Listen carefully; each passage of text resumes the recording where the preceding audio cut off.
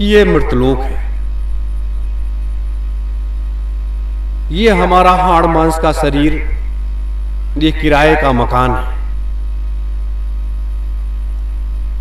भले ये मां के गर्भ में निर्मित हुआ है, मां के गर्भ में ये शरीर निर्मित हुआ है, इसका निर्माण हुआ है।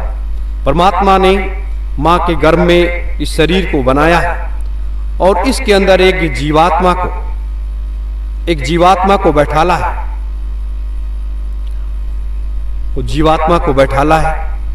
9 माह गर्भ में रहने के बाद मां के गर्भ से हम आप सब बाहर आए और बाहर आने के बाद माता पिता का लालन पालन से छोटे से बड़े होने लगे। बड़े होने के बाद स्कूल जाने लगे। स्कूल जाने के बाद जैसे जैसे हमारी उम्र बढ़ती गई, हमारी शिक्षा और संस्कार बढ़ता चला गया। एक पड़ाव आया उम्र का जिसमें शादी विवाह हुआ। शादी विवाह होने के बाद हमारे आपके बच्चे बच्चियां हो गए और घर गृहस्थी के काम में, नौकरी चाकरी, उद्योग धंधे, बिजनेस में हर व्यक्ति लग गया। लेकिन संस्कार ऐसे थे कि सब लोग संत महात्माओं के भी साथ में लगते चले गए और वहां पर ये मालूम हुआ कि ये तो शरीर, ये हाड़ मांस का शरीर तो किराए का मकान है, ये कुछ दिन के लिए हम आप रहने आए। इस समय जो मृतलोक की धरा की व्यवस्था है, एक गृहस्थ आश्रम में रहने वाले व्यक्ति के लिए इसकी 100 वर्ष उम्र मानी गई है कि 100 वर्ष तक व्यक्ति को यहाँ रहने का अधिकार तो है कि आप जब तक चाहो जब तक रहो। लेकिन 100 वर्ष के अंदर ये शरीर जो है, ये हाड़ मांस का शरीर जर्जर हो जाता है, एकदम से जर्जर हो जाता है, खोखला हो जाता है, इसमें कुछ नहीं बचता और ये चलने फिरने में कमजोर हो जाता है। जब चलने फिरने में एकदम से कमजोर हो जाता है तो अपने जो बच्चे हैं, बहुए हैं, उनके अंदर भी एक भाव आता है कि हम इनकी कितनी सेवा करेंगे, हे परमात्मा इनको जल्दी से उठा लो। और व्यक्ति भी प्रार्थना करता है कि हे परमात्मा अब मुझे अपने घर बुला लो, अब मुझे यहां मत रहने दो, अब बहुत हो चुका, अब इतने कष्टों को हम सहन नहीं कर सकते। ये होता है मेरे प्रेमीजनों। इसी क्रम में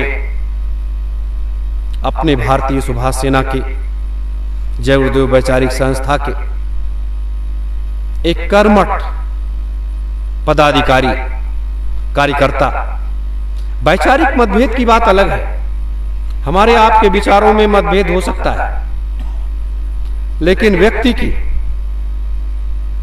पहचान कब होती है? जब वो व्यक्ति ये संसार छोड़ करके चला जाता है। उसके पहले पहचान नहीं होती है। जब पातीराम वर्मा संगठन में जुड़ गए तो एक संगठन के वो सदस्य बने। सदस्य बनने के बाद तहसील अध्यक्ष बनाए गए। तहसील अध्यक्ष के बाद कुछ दिनों के बाद जिला अध्यक्ष बनाए गए।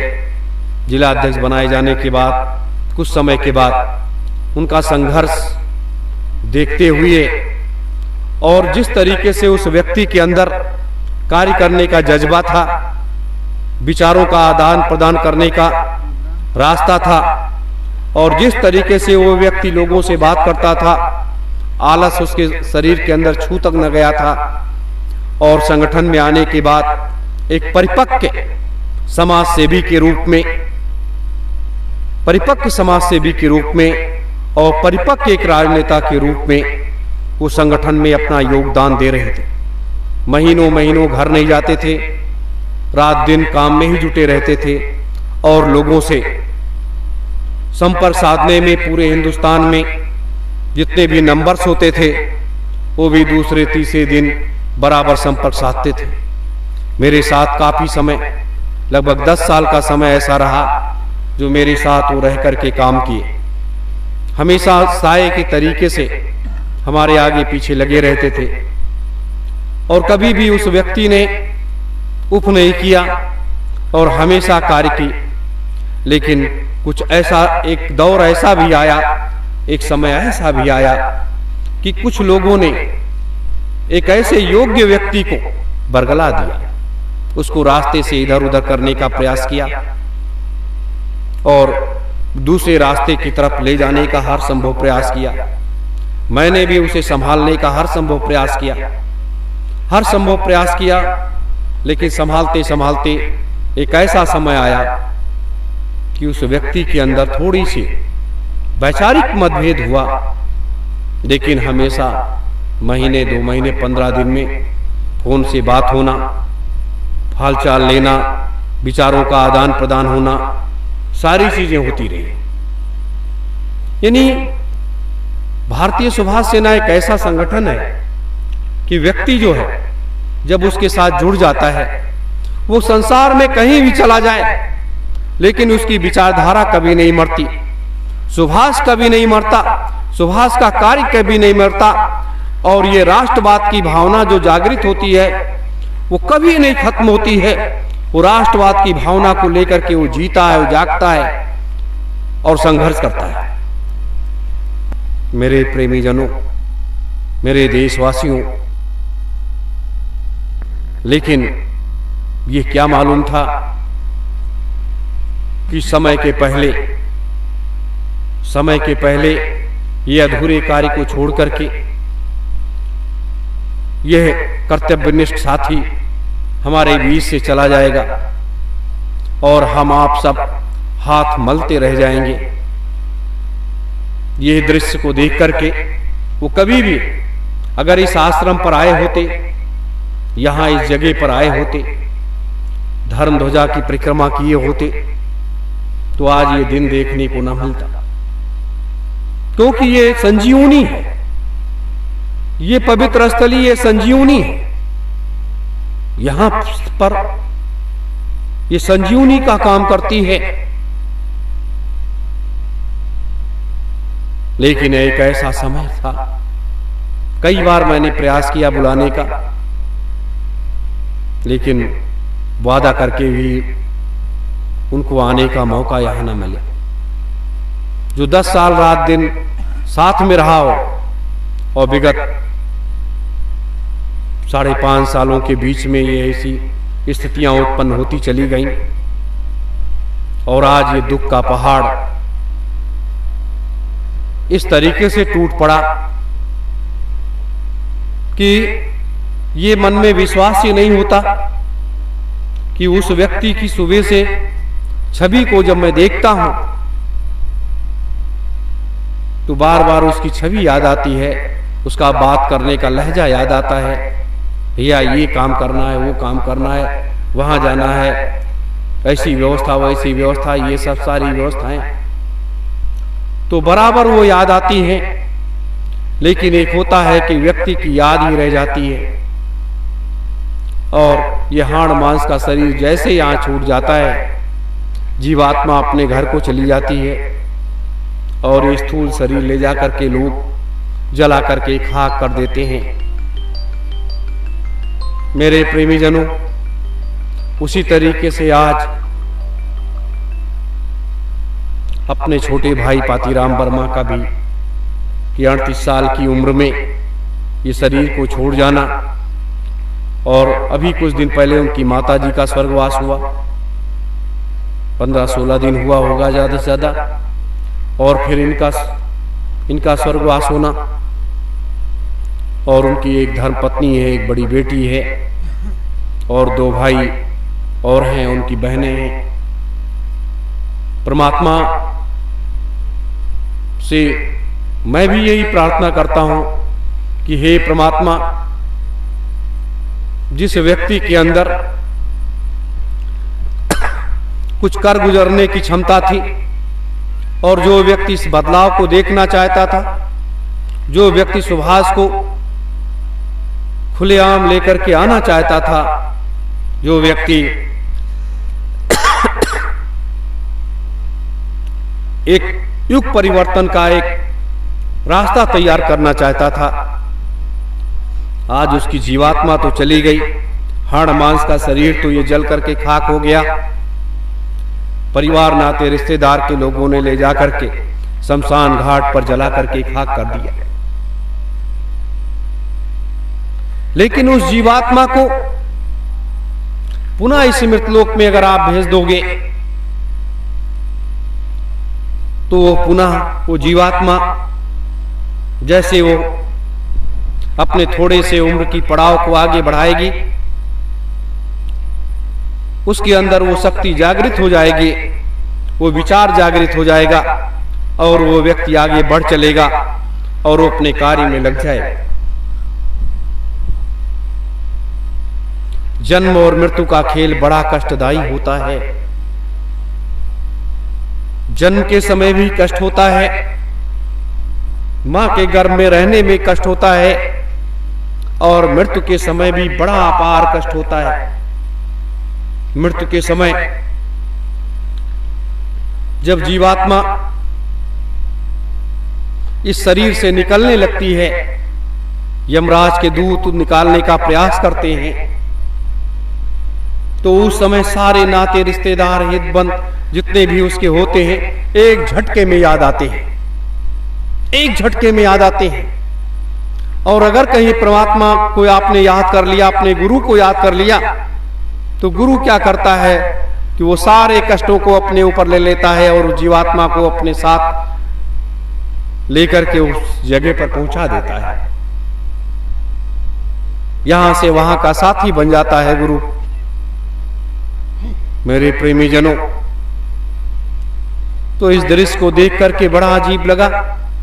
मैं भी आज लखनऊ में था, 12 बजे लगभग सोया ही, नींद आई और 2-2:30 बजे के बाद मन में थोड़ा सा उस पड़ा, बैठ गए, भजन करने लगे, फिर झपकी आई, फिर इस तरीके से ये क्रम चला।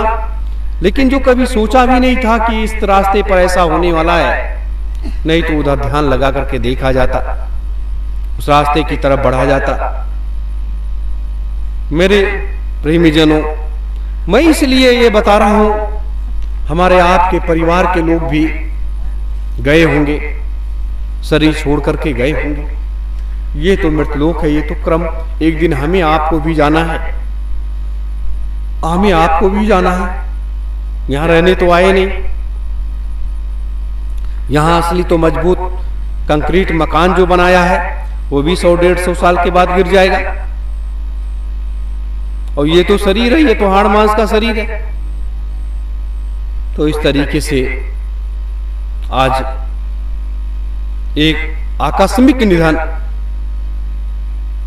एक पहाड़ जैसा कष्ट, विपत्ति जो आज उस परिवार पर आई है, ये भी हम परमात्मा से प्रार्थना करते हैं कि हे परमात्मा, उनकी धर्म पत्नी को, उनकी बेटी को और उनके भाइयों को और उनके सब परिवार के अंदर, नाते रिश्तेदारों के अंदर इतनी अपार शक्ति दो जिससे इस पहाड़ रूपी कष्ट को वो सह सकें और उनके कष्टों को इतना हल्का कर दो, उनके बोझ को इतना हल्का कर दो जिससे कि वो एकदम से होकर के और अपने उस कार्य में लगे।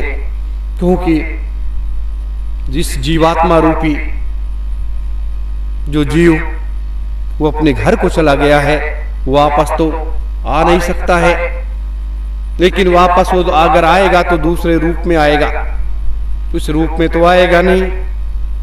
तो धीरे धीरे इतनी शक्ति दो कि वो सारे कष्टों को लोग सह सकें और ये मृतलोक की एक विधा आगे के रास्ते पर चल सके। हे परमात्मा, इस मृतलोक की ये व्यवस्था, यही सबसे बड़ी मृतलोक की कष्टदायी दिन होता है जब परिवार का कोई सदस्य वो इस संसार से छोड़ करके जाता है। ये सबसे कष्टदायी दिन होता है। आज का दिन इस हमारे सत्यओम जय गुरुदेव परिवार के लिए, भारतीय सुभाष सेना परिवार के लिए, एक परिवार की एक बहुत बड़ी क्षति जो हुई है उसकी भरपाई करने के लिए हर संभव प्रयास तो किया जाएगा। लेकिन किसी व्यक्ति के, पातीराम वर्मा जी के चले जाने के बाद उसकी भरपाई करना बड़ा कठिन होता है, बड़ा कठिन है। उसके एक एक शब्द याद आते हैं अब, लेकिन वो याद ही याद रह गए। इसलिए हमेशा इसलिए मैं अपने आध्यात्मिक सत्संगों में सबसे पहले यही बताता हूं कि कल बल छल ये तो जुआरियों का खेल होता है, ये राजनीतिज्ञों का खेल होता है, लेकिन धर्म में कल बल छल नहीं होता है। धर्म वो वट वृक्ष है, वो वट वृक्ष है जिसकी छाया में लोग बैठते हैं और उसकी छाया में शीतलता प्राप्त करते हैं। अध्यात्म वो क्षेत्र है जो हमें आत्मा रूपी परमात्मा से मिला देता है और बैरागी बना देता है, साधु सन्यासी महात्मा बना देता है, ज्ञानी बना देता है और तीसरे नेत्र को खोल देता है। और तीसरा नेत्र खुलते ही व्यक्ति हर लोगों का दर्शन करने लगता है, हर देवी देवताओं के पास जाने लगता है, ब्रह्मा विष्णु महेश के पास भी जाने लगता है और उनका दर्शन करके चला आता है। ये एक बड़ी अध्यात्म का ये परिक्षेत्र जो है, ये बड़ा विचित्र परिक्षेत्र है। और इस अध्यात्म के परिक्षेत्र को अगर व्यक्ति समझ जाए और उसको जान जाए तो इस मृतलोक में आप जब तक चाहो जब तक रहो, हजारों हजारों वर्ष रह सकते हो। मेरे धर्म प्रेमी गुरु भाई बहनों, यही कारण है हमारे महात्माओं ने हर संभव प्रयास किया बताने का, लोगों को जगाने का, समझाने का, हर चीज बताया अपने आध्यात्मिक सत्संगों में। लेकिन इस मृतलोक का प्राणी, इस काल माया देश में रहने वाला व्यक्ति, कलिकाल की इस धरा, कलिकाल के राज्य में जीने वाला व्यक्ति सुनने के बाद सुना तो मनन भी थोड़ा किया, थोड़ा बहुत साधन भजन किया और उसके अपने पास घर गृहस्थी के कार्यों में लग जाने के बाद उन चीजों को वो भूल गया। ये क्रम होता है। ये संसार में जितने भी धर्म हैं, जितने भी पंथ हैं, जितने भी मत हैं, जितने भी मतांतर हैं, सब में यही हो रहा है, सब में यही हो रहा है। बहुत कम ऐसी जीवात्माएं हैं जो वो जीवात्माएं उन चीज को पकड़ करके, उस सीढ़ी को चढ़ करके और वहां तक पहुंच जाती हैं। सब लोग नहीं पहुंच पाते हैं। मेरे प्रेमी जनों, जैसे आज भाई पातीराम वर्मा जी का निधन हो गया, उनका हाड़ मांस का शरीर जल करके खाक हो गया, जीवात्मा अपने घर को चली गई। अब वो कब आएगी, कैसे आएगी, परमात्मा कैसे भेजेगा, किस रूप में भेजेगा, मनुष्य के रूप में भेजेगा कि पशु के रूप में कि पक्षी के रूप में या किस जीव जंतु के रूप में, किस में भेजेगा, ये तो परमात्मा का काम है। लेकिन इस चीज को, जन्म और मृत्यु दो को सबसे बड़ा सत्य कहा गया है कि जन्म भी सत्य है और मृत्यु भी सत्य है, और बीच का जो कार्यकाल होता है वो किस ढेर पर होता है, वो अलग अलग रास्तों पर होता है।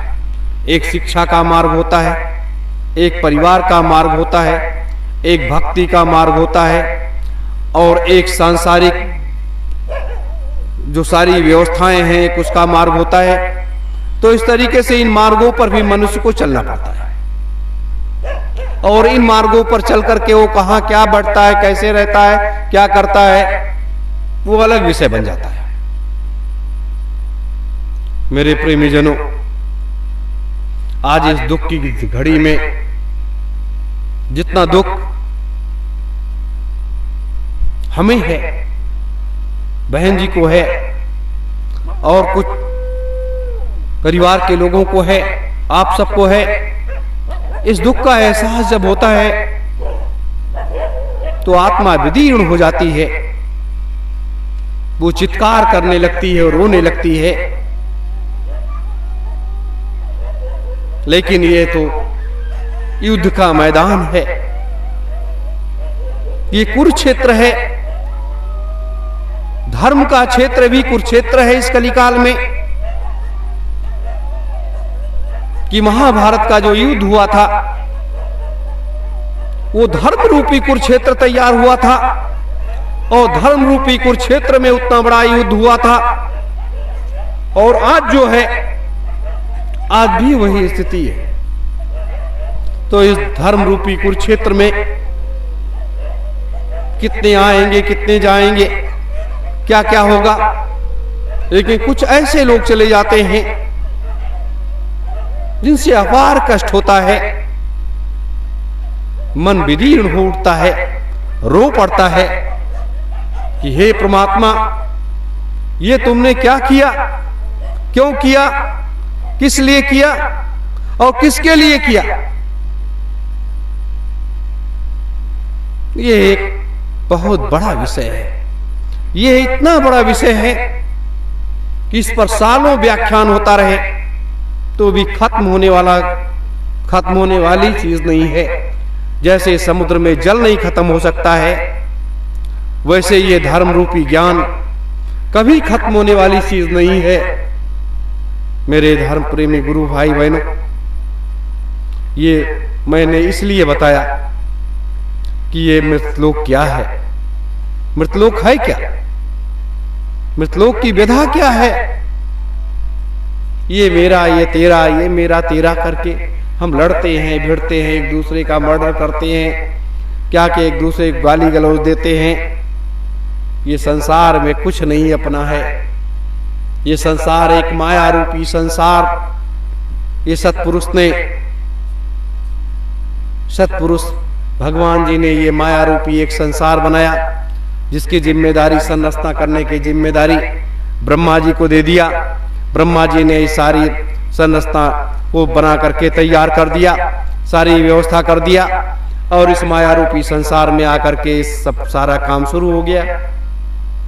और मनु और शत्रुपा ने मिलकर के इसकी इस मृतलोक की व्यवस्था को बना करके इसका विधान तैयार कर दिया और उसे लागू कर दिया गया, और उस हिसाब से सारी व्यवस्था चल पड़ी, सारी व्यवस्था चल पड़ी। इसको कोई तोड़ ही नहीं पा रहा है।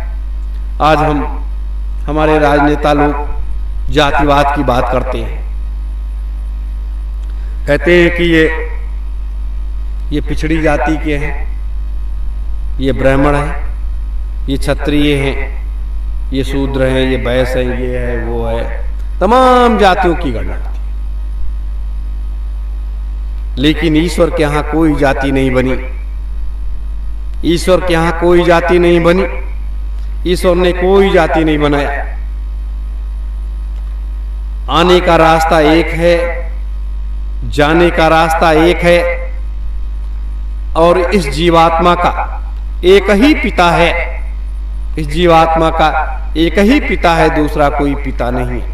मृतलोक में जितने भी पशु पक्षी जीव जंत 84 लाख योनियां, 84 लाख जीव जो हैं, सबका एक ही पिता है, एक ही पिता है। जब हम एक पिता की संतान हैं तब भेद कहां है। ये कर्म रूपी क्षेत्र में लोगों ने तरह तरह के भेद तैयार कर दिया। तो आज ये कुछ शब्द थे जो मैंने रखे हैं आपके बीच में। इतनी आवश्यकता थी रखने की, उसको मैंने आपके बीच में रखा है। मेरे धर्म प्रेमी गुरु भाई बहनों, मेरे देशवासियों, दो चीजें कभी नहीं भूलना, इसको गांठ बांध करके रख लेना। एक तो कभी भी अपने राष्ट्र प्रेम को कभी कम ना होने देना, और ये मानवता,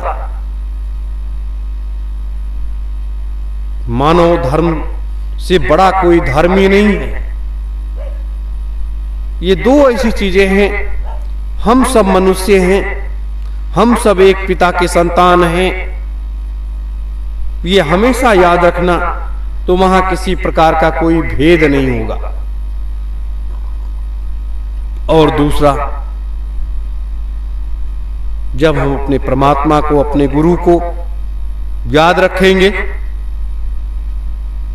तो हम कभी भी गलत रास्ते पर नहीं जाएंगे। हमेशा अपने गुरु को याद रखो।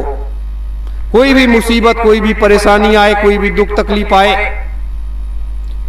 आप बैठ जाओ, सुमिरन ध्यान भजन करना चाहो कर लो, करो, नहीं तो सत्य ओम जय गुरुदेवाय नमः, सत्य ओम जय गुरुदेवाय नमः, उसका जाप करने लगो, या सुमिरन करने लगो, या भजन करने लगो, या ध्यान में बैठ जाओ और खींचो और अपने गुरु का दर्शन साक्षात करने लगो। और प्रार्थना करो गुरु से कि ये जो विपत्ति आई है, हे गुरुदेव, इस विपत्ति को दूर करो आप। मेरा तो कोई सहारा नहीं है, मैं किसको पुकारूं आपके सिवा, मैं किसको पुकारूं, मैं तो किसी को जानता नहीं, मैं तो आपको जानता हूं, इसलिए मैं पुकार रहा हूं, मेरी मदद करो। गुरुदेव दौड़े दौड़े आएंगे और आपकी मदद करेंगे और आपका कार्य हो जाएगा। एक बार पुकार करके तो देखो, सच्चे मन से एक बार पुकार करके देखो, वो दौड़ पड़ेंगे आपके लिए। मेरे धर्म प्रेमी गुरु भाई बहनों, इस देश को, इस प्रदेश को, या आम दुनिया के आम जनमानस को जगाने के लिए आध्यात्मिक क्रांति और वैचारिक क्रांति का एक संदेश लेकर के हमें आपको जाना है। दूसरा, उत्तर प्रदेश का चुनाव होने जा रहा है। इसमें उत्तर प्रदेश विकास संकल्प पत्र या उत्तराखंड विकास संकल्प पत्र ऐसे करके जारी होगा, वो लोगों के बीच में लेकर के जाना है। और जब आप जाओगे तो आपको पता चलेगा कि उसमें क्या क्या है। इसीलिए इसके बारे में विस्तार से हम 21 तारीख को बताएंगे। और आज इस रात्रि बेला के इस सतयुग तीर्थ की पावन धरा पर अपने पूज्य गुरुदेव से के श्री चरणों में साष्टांग प्रणाम करते हुए और ये प्रार्थना करते हैं कि हे गुरुदेव, इस कार्य को आगे बढ़ाने के लिए हमेशा आप अपनी शक्ति प्रदान करते रहें और समय समय पर रास्ता दिखाते रहें, जिससे कहीं भी कार्य में किसी प्रकार की कोई विघ्न बाधा ना आए।